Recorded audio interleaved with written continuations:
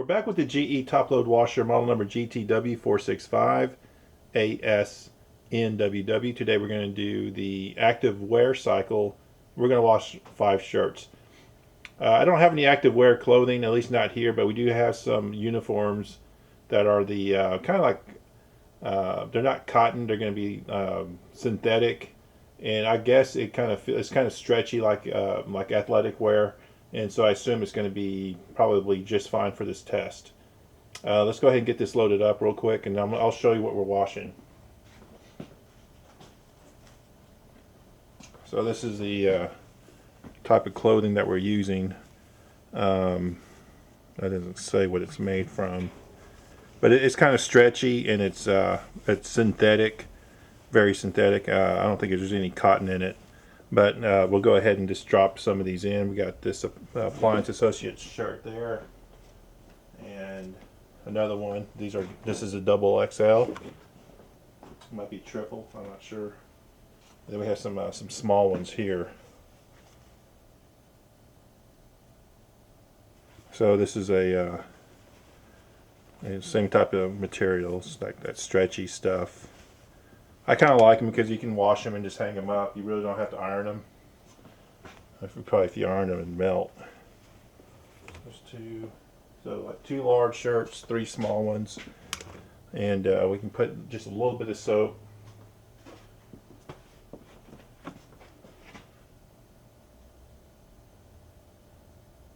That's too much.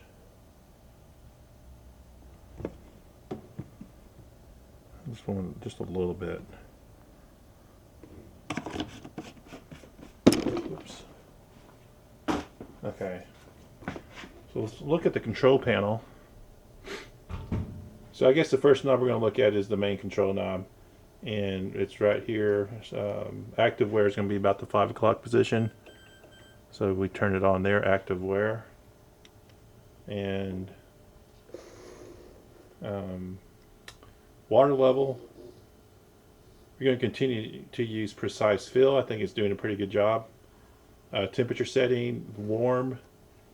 And we're using warm because it's going to fill up the fastest. So when it's filling up with water, I think it's using equal amounts of cold and hot, and it's going to mix, and it's going to fill up really fast. And I think the last test that we did, we noticed that it had a very strong stream.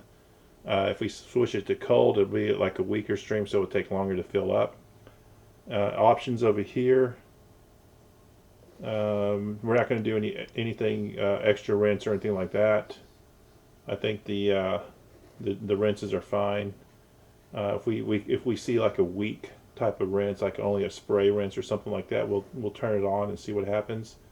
Auto soak, none of that. So let's go ahead and power back up again because it turned off automatically. So this thing's pretty fast. If it doesn't, if you don't hit start, it's going to turn off, or just, the lights will turn off.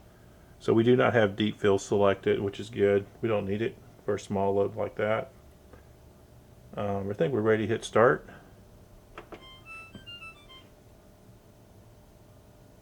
Lid lock. So something happened. And now we're going to press start. I think we're good.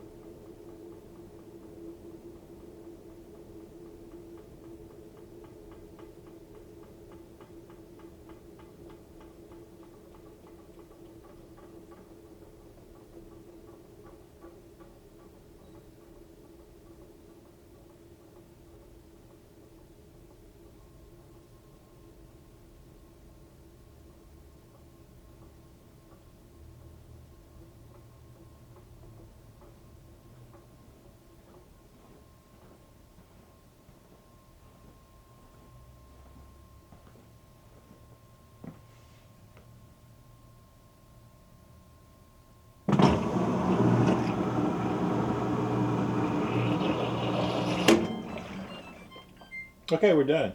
I think that was pretty fast. Okay, so let's take a look at the clothes and see how they came out. Let's pull these out. How they feel. Feel great. I mean, you can just put a hanger on them and probably they'll be just fine, you know, to wear. You don't have to really throw them in the dryer. Feels great. So one of the things I noticed about this washer during this cycle, it looked pretty rough. I mean, the clothes were getting tossed around pretty good.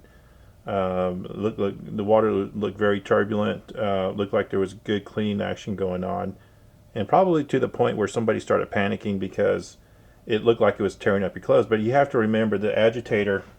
Let's take a closer look at it. Let's see if I can spin this tub and get a good zoom in on that little piece down here. Let's see.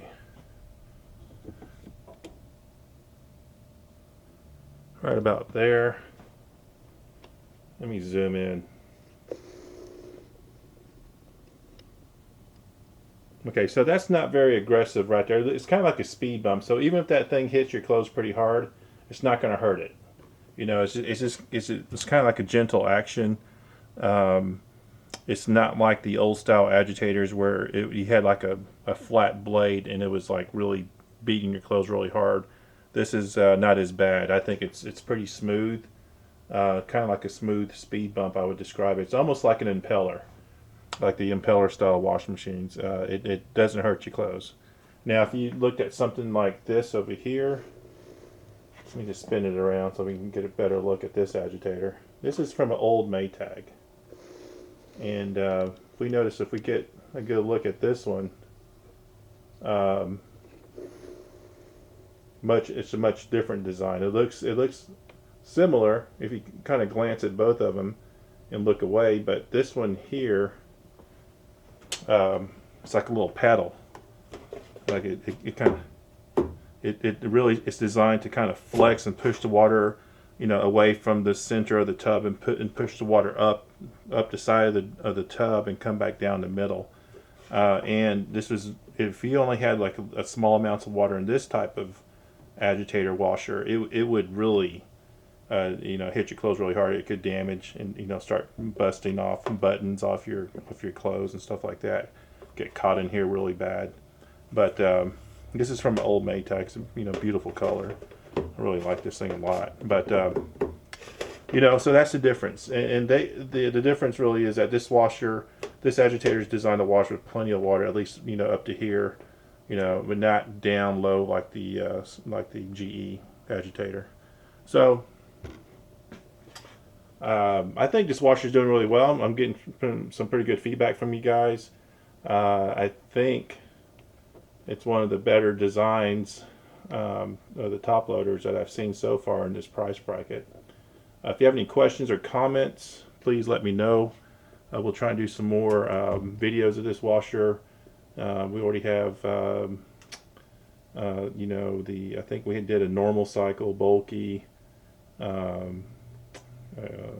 delicates and towels and sheets and stuff like that. So we're going to probably do a couple more, and then take some requests, and then we'll probably jump to. I need to get to some speed queens, the newer designs, and see what's going to, you know, get some demonstrations going on there. Anyway, thanks for watching. Take care, and we'll see you next time.